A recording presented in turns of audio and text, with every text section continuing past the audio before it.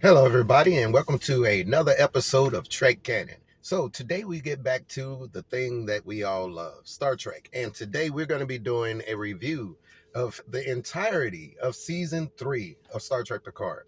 So, right off the bat, I'm going to say that this season was a great send off for the next generation crew. We got to see everybody besides Wesley Crusher. And we got to, and a few people like that. I wish there was some kind of way that they would have been able to fit Denise Crosby in some kind of way. But it was overall an outstanding send off for the next generation crew, just heads and shoulders above season 1 and 2. Terry Matalas did his thing. Once they got Bad Robot and all them guys out of there, putting their little fingers in and trying to make it Star Wars. Well, I'm getting a little bit ahead of myself on that. So, what was the story like? Basically, what happened in season 3 is uh the remnants of the changelings decided, hey man, we're gonna get back at the Federation. Somehow they, oh, by the way, there's gonna be spoilers for this, but I tried to put this review off to a little bit later, to where, because normally I do it like right then, but y'all know how I am with spoilers, y'all know how I roll. But I wanted everybody to be able to binge season 3 like my son, because he's one of those types of people. I'm not gonna watch the season until it's all done, and then I'm gonna watch it all the way through. But I'm sorry, I didn't have the fortitude for that. But let's talk about it, man. Let's talk about this season. So first, they tried to correct a lot of the things that happened in seasons 1 and 2. So a lot of the things that, like for instance, Picard's positronic body, his android body, they tried to kind of stray off. They mentioned it, they referenced, yeah, he's not really, but they kind of, went off the way of that. Having Kirk's remains, not leaving him on that planet under some rocks, having closure with Data, because how he died in, season 1 and 2, or in season 1, I believe it was, having B4 and everything, with those androids that all of a sudden just was all around the galaxy, now that we can condense them all into one. We got a resolution with lore, you know. Um, let's see what else. We find out that Captain Picard and Beverly had a kid, and that was always a weird situation with me between Beverly and Picard, and because man, this was your homie's wife. You know what I mean? Like, this was your homie's wife. How you dealing with your homie's wife? But anyway. That's besides the point, I guess in some cultures that's just something acceptable. But my homie's wife, I'm not gonna be trying to have kids with my homie's wife. Anyway, so my dead homie's wife, we could have been best friends, everything, but anyway, we all through the next generation knew that Captain Picard and Beverly Crusher had this little, and there's some conspiracy theories who say that Captain Picard actually killed, you know, Jack Crusher. But anyway, it's not like that court martial episode from the original series. Anyway, let's see what else was going on. We find Worf, he's not an ambassador for the Klingon Empire like he kind of should be during this time period, but he's working for Starfleet Intelligence. We get to see Ro Laren again. That was awesome. The conclusion with her, because we had all thought that Ro Laren was killed during the Voyager series when the Jem'Hadar eliminated everybody who was the Marquis, minus the people who was on Voyager. So let me see what else. We get I wish that they would have done a bit more with the Shrike. I would have loved to have seen that ship in battle a bit more. You know what I mean? Like, we got to see it go one-on-one, kinda, with the Titan. As far as the Titan goes, I don't like the Titan being a galaxy, that Neo Constitution. I don't like it being the Federation flagship. You know what I mean? When you think of the Federation flagship, you think of the premier of Starfleet vessels. You think of the best of the best, even the cream, that la creme of crew. Even stationed on that. We got the first Constitution vessel. We had, which the Constitution was the creme de la creme of the Starfleet vessels at the time. We went up to Excelsior classes. They went up to, what was the Enterprise C? Nebula, I believe it was. But then we go to the Galaxy class and all of those different types of classes that show, oh man, this is what happens when you get Starfleet's heads all together and they do an outstanding ship. So to have the Titan, who really wasn't shown in the series to be able to defend itself well, was kind of odd to me. I thought that they should have brung in one of the newer design, more streamlined vessels that could have qualified to be called G. All right, because how you gonna go from G? I don't know if anybody has seen the images of the Enterprise J, but how you gonna go from G to J? That those drastics of designs and like that. It's no. I think they went backwards when they did that. So as far as the Defiant, if you're gonna get a cloak ship, get the Defiant. As a matter of fact, even though the Defiant was 20 years older than the Titan, I think it would have been a lot better. Also, we just run around cloaked in the Alpha Quadrant. Didn't nobody mention the Treaty of Algernon with the Romulans? They had to. The Defiant was able to use a cloaking device in the Alpha Quadrant. Well, it wasn't able to use it in the Alpha Quadrant, but they were able to use the cloaking device and eventually in the Alpha Quadrant because the Romulans gave them explicit, hey man, just for this ship. And when that was destroyed and they had to get approval to put the cloaking device on the Sao Paulo, look, wait, did the Sao Paulo even have a cloaking device? I think the Sao Paulo didn't have a cloaking device. I don't remember the Sao Paulo having a cloaking device. But anyway, you run around just cloaking shuttles, you cloaking starships, you know what I mean? And there's no mention of, hey man, we breaking the Treaty of Algernon. Now, let's talk about Jack. I really like Jack in the series. The actor who plays him, the part that they gave him, the writing that they did for him, how they fit him into the story, how they explain Picard's aromatic syndrome, the plan that the changelings had. But see, this is the thing. How, if you just have this implant and it has no nanites or anything like that in it, there is no Borg technological presence in you. You just have a Borg biological presence. How did you start turning your skin start turning Borg and you start getting the Borg veins and all that stuff? How is that working exactly? Do you know what I mean? Like, I could totally understand some type of mind control or some type of high speed collective thought, but even still, if you think of the Borg like the cooperative or something like that, that was shown in Voyager, they still had Borg implants that influenced Borg transceivers. So are they saying that the Borg transceiver is biological in nature? When the doctor kept telling Seven, oh, it reactivated. Did he mean it regrew? So that whole part right there was a stretch for me. And I'm gonna get into the Borg thing. As a matter of fact, let's get into the Borg thing. I've said this before in my videos, especially when I've been talking about season 3 of Star Trek. And that's this. They must have had two alternate endings for season 3 of Picard. Why do I say this? Because everything right up until Deanna Troi opened up that door and looked and seen what it was, there was absolutely nothing, right, that would indicate Borg outside of them going to get Picard's body. Because I said, well, the only reason they will need Picard's body is maybe it has some kind of nanites in it from Locutus that they could, maybe he has some kind of specialized nanites just specifically for Locutus. You know what I mean? Maybe they was trying to get those or something like that. But no, that wasn't it.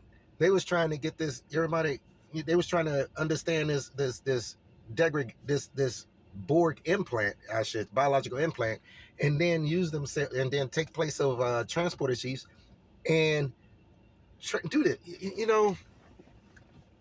If you really want to think about it, inside that same Daystrom Institute was something that they could have used that would have eliminated Earth super quick, rather quick, fast, and in a hurry, as we used to say in the military. and everybody's seen it. It was the Genesis device. So you stole a temporal tunneling weapon. All right. I'm sorry, a tunneling weapon.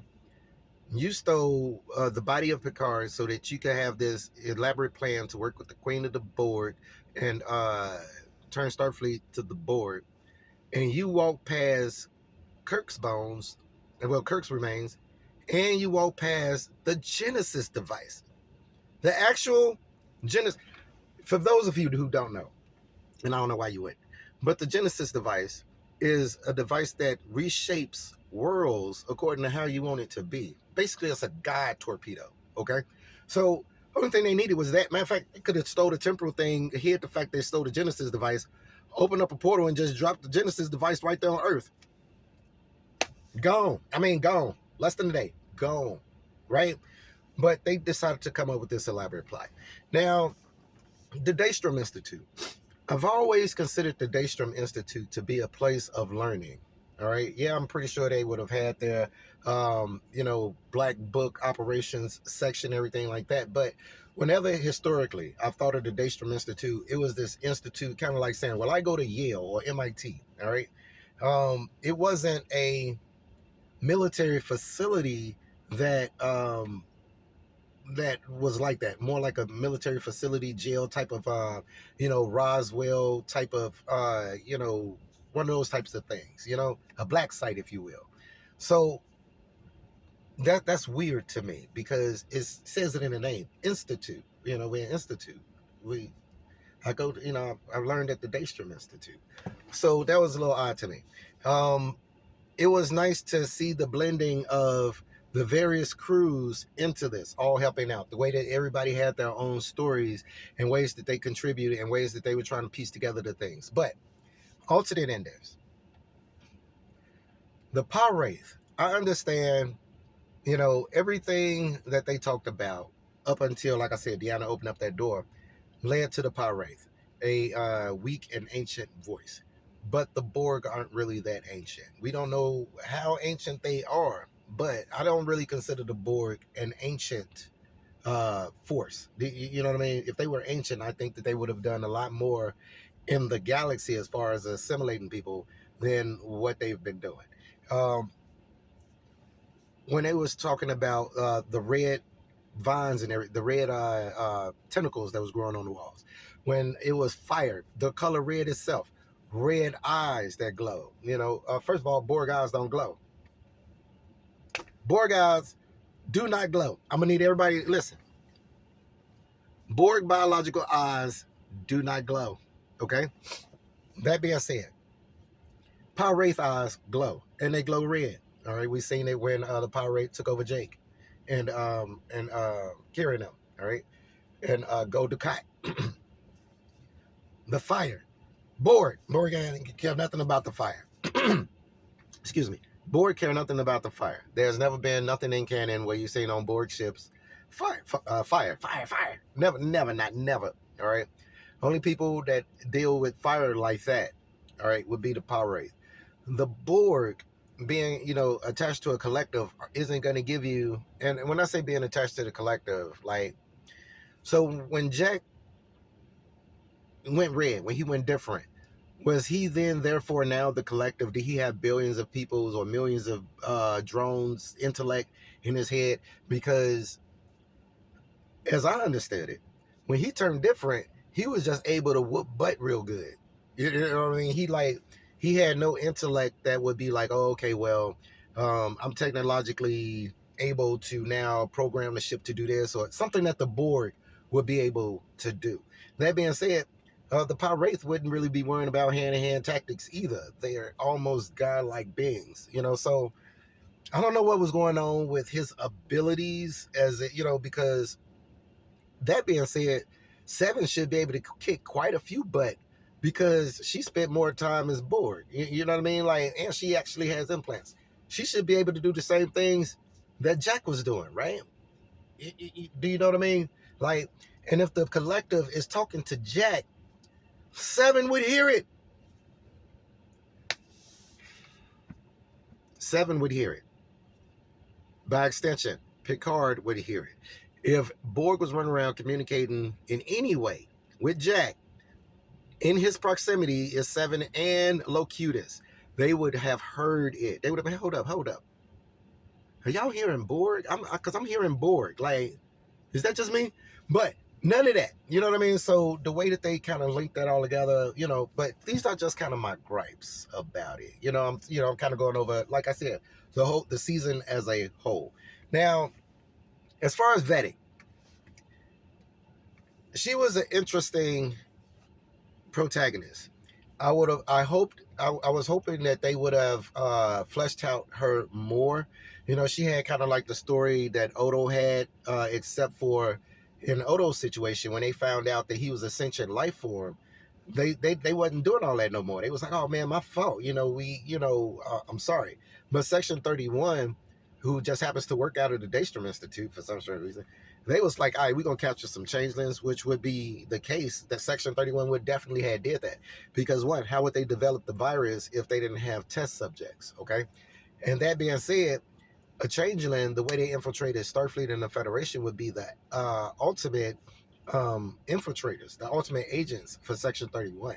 So torturing them and trying to get them to change size would be something that Section 31 would do. Now, a lot of people be like, well, they torture and everything. That's not something Section 31 does. I mean, that's not something Starfleet does. And again, Section 31 is not Starfleet. All right, they are the special, the spy category of Starfleet. So they're like the who was it, the Romulan Tal Shiar, or the Obsidian Order, or these types of organizations that fellow worlds and civilizations have. Section 31. And I'm gonna have to say, a lot of people be like, well, that's not what the vision that Gene Roddenberry. Look, Star Trek tries to deal, and I know people be like, what? In realism, all right? In the realistic. You cannot support a paradise in the universe of Star Trek. You can't support a paradise in the universe of Star Trek, right? Without having safeguards for that paradise, all right? Because you always got people trying to destroy the Federation, trying to destroy Starfleet, trying to destroy member worlds, trying to wreak havoc and war and violence, and if you stick into these, oh, well, we're not going to get into it because of the Prime Directive and we are morals and values and la la la. Yeah, that's good, but that's not going. These values and stuff like that, these other people don't share, man. We got to protect ourselves. If you remember in Enterprise, almost all the races that Archer came across were hostile. You know what I mean? So getting back to this, so I wish that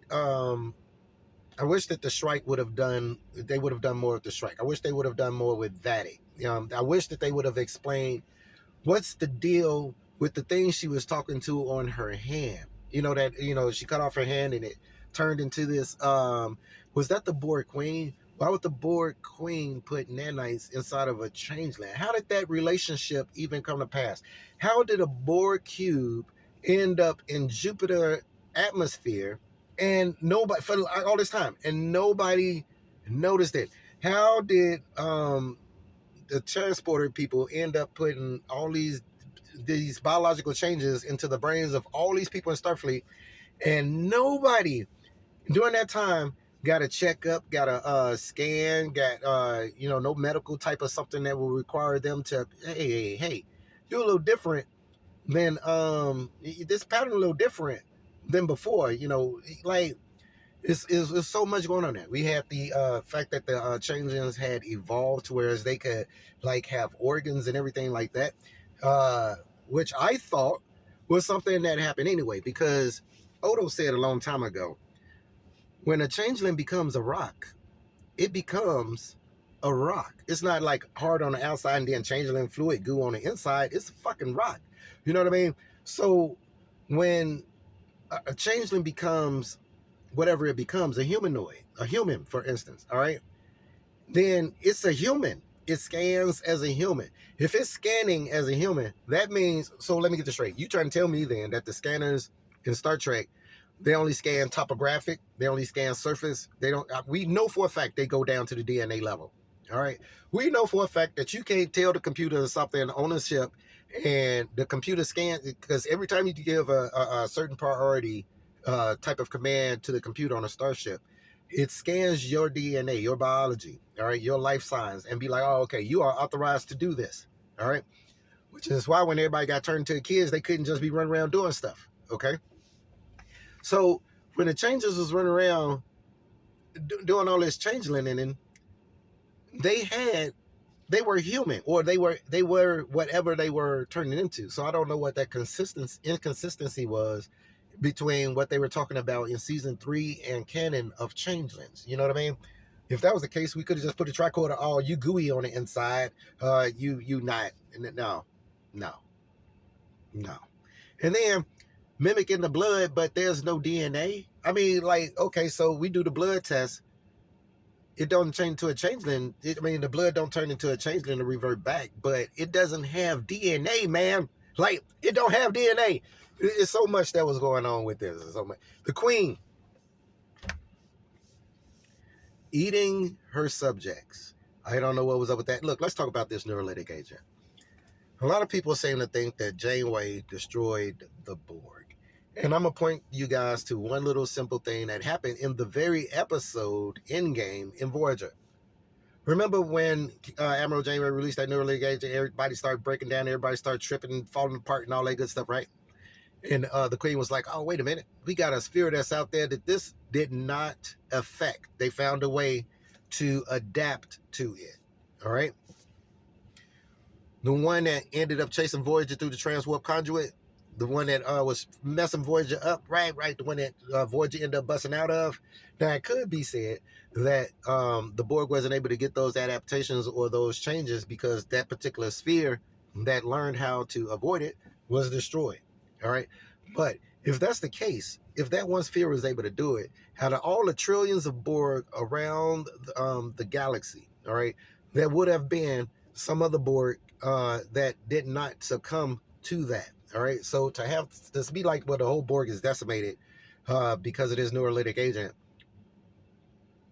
No, they could have been severely weakened, cut off from each other, partitioned, splintered, whatever. But you trying to say that's what we're doing? That's what we're doing. So the Borg implants, we know that they use energy to sustain and nourish the biological side. So now you're saying that they can also digest the biological side. Like, I mean, I guess that makes sense. They could use the parts and everything to make more nanites, but come on, man. So, but it was little nuances like this. We got to see President Chekhov, who should be old as dirt. Like, I don't know how Chekhov is alive.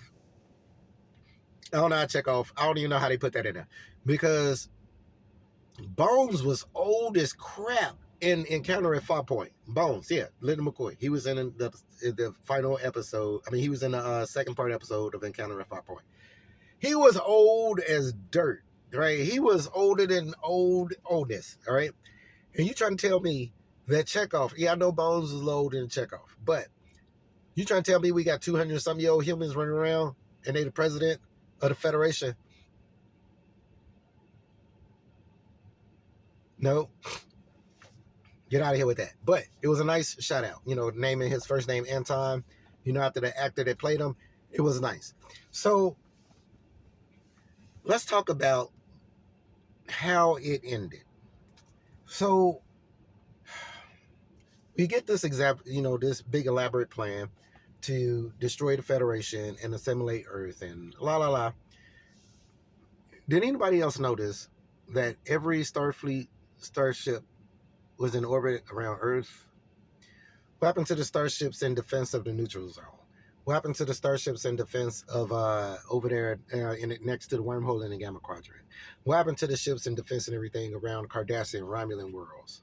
All right, who we already know got issues still with the Federation, or with the Gorn, or with the like all kinds of like. So we pulled all our starships for a holiday, like a holiday? No. And then to be like, okay, well, this space station, this space dock can sustain this much fire. Listen, I need people to understand something. I think it's General Order 22 or General 11 or something like that. But it was an order that Kirk gave Scotty when Kirk and him was on this planet where everybody was trying to go into these devices to disintegrate each other. And basically it was like this. Hey man, look, this one starship, this Constitution class vessel, we're going to move out of orbit of your planet. And in the minute, we are going to lay waste to you the whole surface of your planet with my one Constitution class starship. Yeah, that's an order that can be given.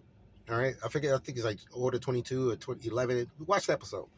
But with my one Constitution vessel, I can lay waste to the entire surface of your planet, making it uninhabitable. All right.